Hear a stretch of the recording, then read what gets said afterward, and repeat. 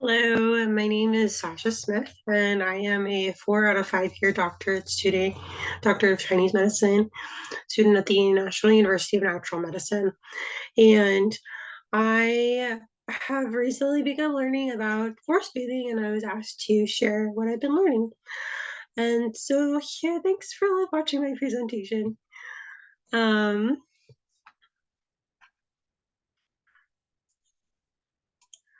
so, firstly, I'm going to talk about the program I did to learn about forest bathing. What is forest bathing, some research about the benefits of forest bathing in nature, the perspective and approach that you must have when you go about forest bathing, with guidelines on like time, location, safety, supplies, flow, the senses, since that's very much involved in forest bathing, and invitations. And invitations are the different little kind of almost activities you kind of do throughout forest bathing. So I'm going to be talking about all of those in this presentation. So as I've been studying Chinese medicine and getting more and more into it, I've become so much closer with nature. And I learned about forest bathing from like conversations with a couple different people, and they like captured my imagination and really spoke to my soul. And so I've started learning more about it, and I completed two little programs within the last 6 months. Um, one from the Center of Excellence, course called Shinrin Yoku, and then another course by treeming.org, forest bathing, including nature therapy and silence.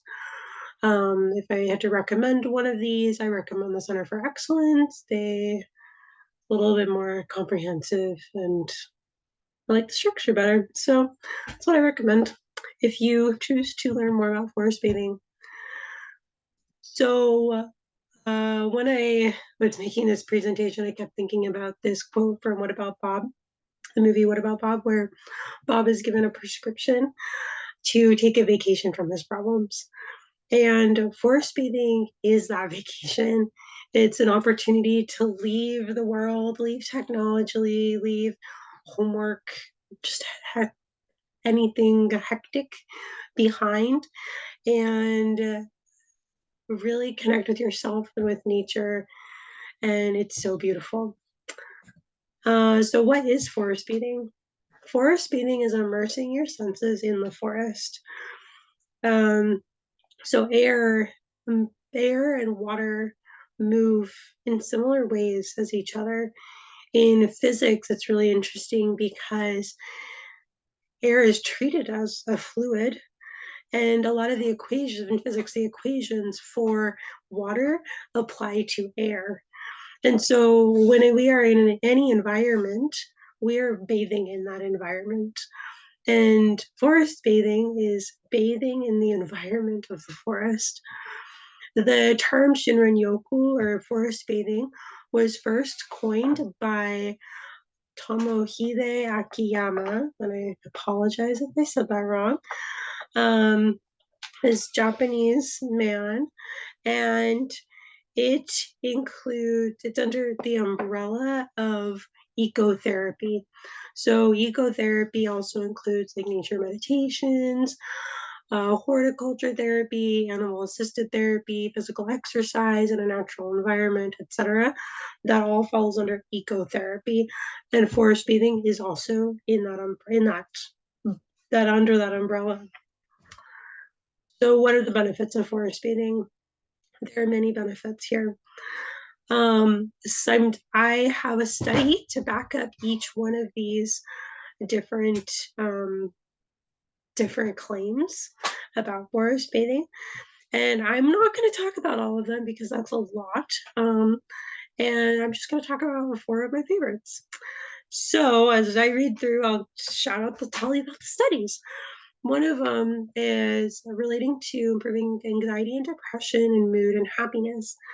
So there was a study where participants finished a 40-minute cognitive test with that was designed with the intention of promoting mental fatigue.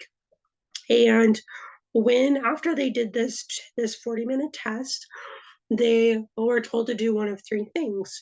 One, walk in a nature reserve. Two, walk in an urban area. And three, sit quietly reading magazines and listening to music.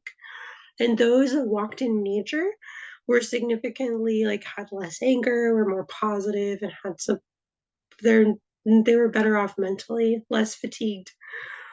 Boosting immunity, there's this really amazing 2005 study where Japanese men and women were taken into a forest for 3 days and 2 nights, and they had blood and urine samples taken on uh, the right before on day 2, 3, 7, and 30. So even though they had this one little experience in nature, they still took the blood and urine 3 days, 30 days later to see long-term benefits.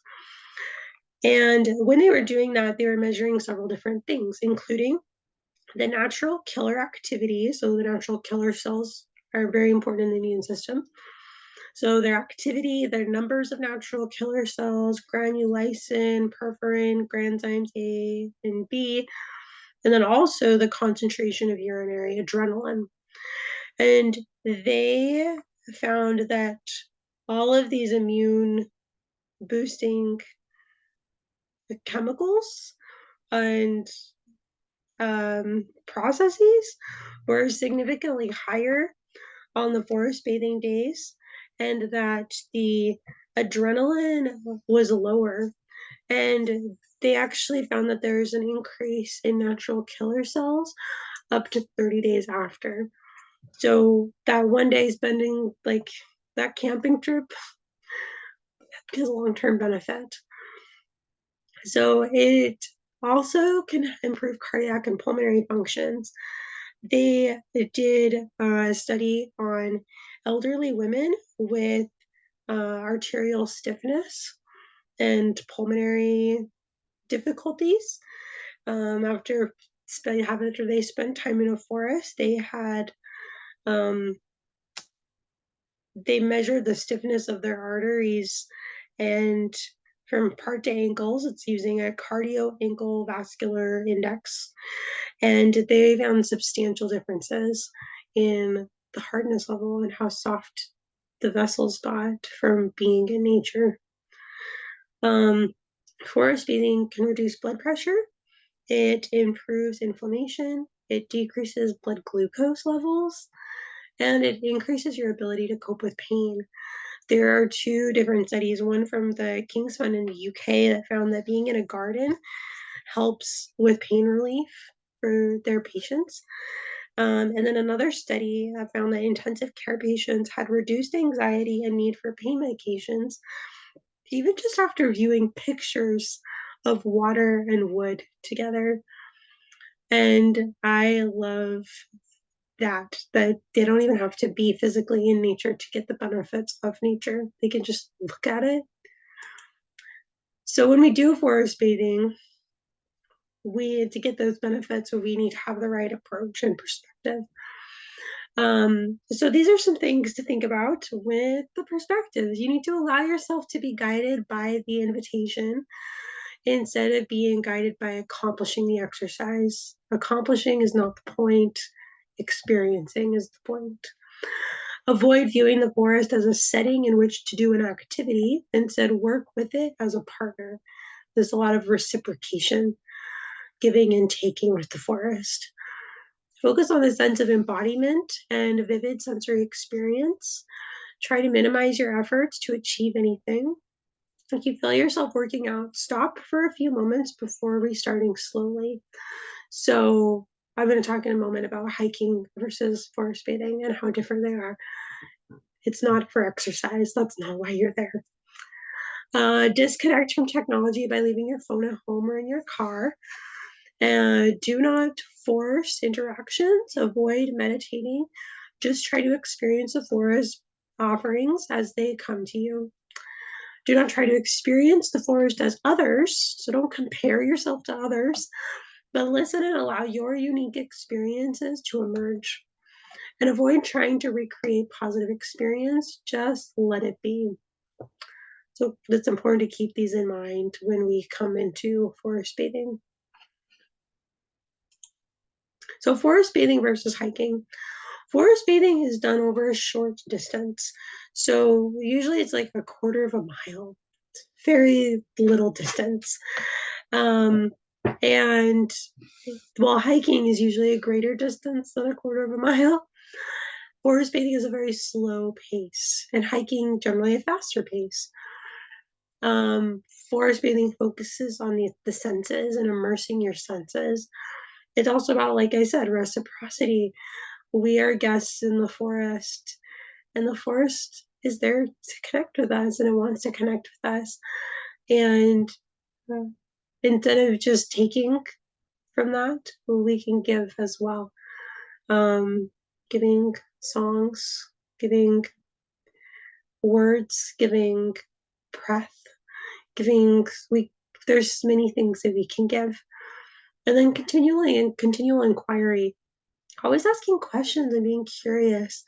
It's really important to the forest bathing experience. So it's important to know that when we like to keep this perspective to be childlike. So I love this quote from a program I did. It says, when trying invitations, having a child's mind is very important. The playfulness, curiosity, and willingness to experiment will lead you to undiscovered territory. And we need to be curious and childlike. So then what does forest bathing actually entail? Um, Firstly, it has a time frame. Usually it's from 2 to 4 hours. I did do a forest bathing session, like a formal one with a guide. That was just an hour long and it was wonderful, but I could also see why it was too short. Um, there's a great benefit in spending time in nature. We need to look for a location. So, location ideal, like forest bathing principles can be applied anywhere, even like in your front yard with your tree. But it's best in these kind of situations described here, where there's a level trail, reasonably maintained, no obstructions. There's sites sit along the way that are slightly off the trail. There's a degree of privacy. There's biodiversity and a lot of native plants if possible. There's access to natural bodies of water. It's under a forest canopy. There are sounds of nature, such as a babbling brook, wind, birds, etc. There are no herbicides, pesticides, or poisons. Then, safety is really important. So, we need to, when we do forest bathing, we need to inform someone else that's not with us of our location and when we will return. We should carry a map and a whistle with us. A whistle with 3 short blasts. It signals distress. And we need to watch the weather. We should research poisonous plants and animals and just be aware of what's around us. We should be careful on poorly maintained trails around other hikers and around water. And follow our gut, follow our intuition. If you feel like something's unsafe, don't do it. Listen to your gut. What supplies do we need? In a backpack, it's ideal to bring water or beverage of choice, extra clothing that very much depends on the weather. A foam pad or camping stool for sitting might be nice. A small first aid kit, sunscreen, insect repellent.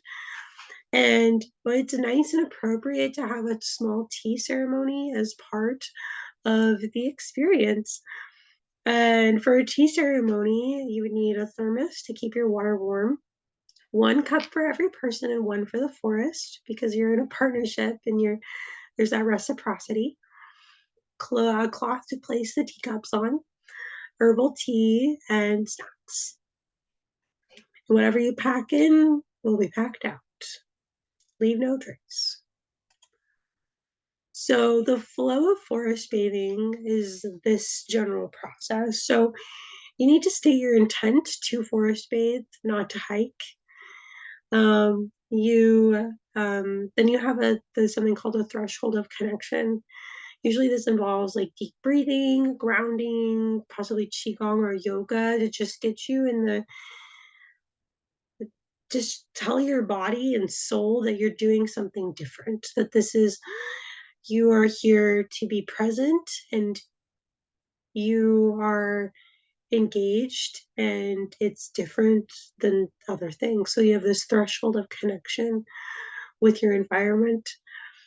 And then there you have to start doing invitations. One of the really great invitations to start with is called the Embodied Awareness Invitation, where you let your senses explore and absorb and just feel the environment in your body. Then you do 1 to 3 invitations, which I'll talk about in a moment. And then you end with a tea ceremony with snacks and some conversations about your observations. Then you have a threshold of incorporation. What will you take with you from this? Like, what do you feel different? Have things changed? So this is the general flow. So throughout forest bathing, you're focusing on your senses, and there are the 5 main senses: sight, hearing, smell, taste, and touch. And then there's also extra senses. So there's proprioception, which is the sense of movement and the position of the body. Um, and then interoception, which is sensitivity to stimuli originating inside the body. So if you're hungry or sick or things like that, you feel it inside your body. There's mirror sensing, which is feeling what others feel and moving or doing what they do. A body radar, which is detecting the call of the unseen. One example that I don't mention following this is an invitation to just feel animals around you. And that one is detecting the calls of the unseen, where you just kind of, it's like when you're blindfolded and you feel someone, you can know if someone walks in the room. That's your body radar. Um, Imaginal sensing is use of it, like imagining, that's used to listen to the trees and receive its message. And so you're imagining it, but then you feel it. It's the imaginal sensing. The heart sense is the felt sense of the present moment. So feeling it in yourself, in your body, in your person. The programs I did had differentiated these invitations into 4 elements, and because I'm studying Chinese medicine, I had to like reevaluate them for 5 elements. So these are 5 elements invitations, and I just labeled 2 for each element, while there are many more that these programs teach about. And other things, there's, you can find books. I've got books about more invitations. So there's walking barefoot, which activates acupoints on the bottom of the feet and for ground. You can apply the Qigong rocks as an earth invitation. So this uses the sense of touch. There's the joy of small things. So you look at the forest floor and do anything on the ground appeal to you. Collect a dozen or so item objects and arrange them on the ground in a design. There's a lot of reciprocity in this invitation, which I love. It uses the sense of sight, heart sense, and body radar. There's a metal invitation, which involves holding a stone. Well, one of them is holding a stone. So after finding a stone that kind of calls out to you, you explore that stone visually and through touch. What has it been through? How old is it? What type of climate or landscape did it come from? Does it have accumulated wisdom and patience? And so you just connect with that stone in a really deep way. Another aspect of metal is the lungs and breathing. So there's reciprocity breathing, where when you inhale, you are aware of what you are receiving from the trees. And as you exhale, you return back to the trees what you have to offer. Very meditative kind of a breathing. There's a water invitation. So one of them, these sound so simple, but they can become an experience that lasts many, many minutes. One is gazing at the water, like using all of your senses to observe the water for 5 to 8 minutes. This uses the sense of hearing, sight, heart sense, and body radar. There's touching the water, where you touch the water as lightly as possible and then you dip your hand in. And what does that feel like? What sensations do you have in your body and hand? How does it feel to remove your hand from the water? What is that experience like? Touching the water uses touch and heart sense. A wood invitation includes listening to the trees. Um, and when you listen to the trees, you can face a tree, sit next to it, or in the middle of some trees, and you need to prepare some time to just really sit and listen because trees talk slowly and they're very deep and wise and they need time to communicate with you. Notice the silence of the noise and the noises, so the swaying and the creaking and rustling in the wind. Experiment with sound, putting your ear against a tree and on the ground. Continue asking questions, a continual inquiry. How are the sounds from the tree affecting me? What is the sound quality? Where in my body does it resonate the most? Listen with your other senses.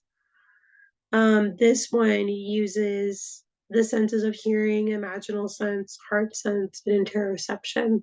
And then there's swaying, where you face a tree about 10 meters away, give or take. You allow your limbs and body to sway with the trees. Do you feel the wind moving within you as you sway? Is there a relationship between the wind and parts of your body? What are you feeling? So the swaying with the trees involves proprioception, body radar, mirror sensing, and imaginal sensing. So fire invitations are a little different. They don't actually involve real fire, as that would not always be so great for the forest. But the fire is the energy of relationships. And so to build that relationship, you can speak to the forest, you can speak aloud, the ingredient, different aspects of it, imagining the forest is having a conversation with you, and everything in that around you has a purpose in that conversation. One thing I've enjoyed doing is I love looking really closely at leaves while they're still on the trees. I don't pick the leaves, but you just look at them very closely, and then when I'm done, I shake the leaf like I'm shaking a hand very gently. I look up at the tree and I just talk to it, and I'm greeting that tree, and it's been beautiful for me to connect with the trees. Gazing up, so laying on the ground and looking up and really feeling the nature, and you build a relationship with it. Um, so the Speaking to the forest uses imaginal sensing, and gazing up uses sight, mirror sensing, body radar, heart sense, and imaginal sensing. To conclude, I'd like to end with the words of John Muir, who said, "And into the forest I go to lose my mind and find my soul." I hope that you can use this information to lose your mind in the best way possible and find your soul through forest bathing. I have loved the opportunity I've had to forest bathe, and I'm excited for future opportunities that nature brings. There are opportunities in people who lead forest bathing in groups or private sessions, and these can be helpful to learn the flow of forest bathing and how to implement it personally. I hope to be able to lead such forest bathing groups someday, really soon. And thank you for listening to this presentation, and I hope you have a wonderful day.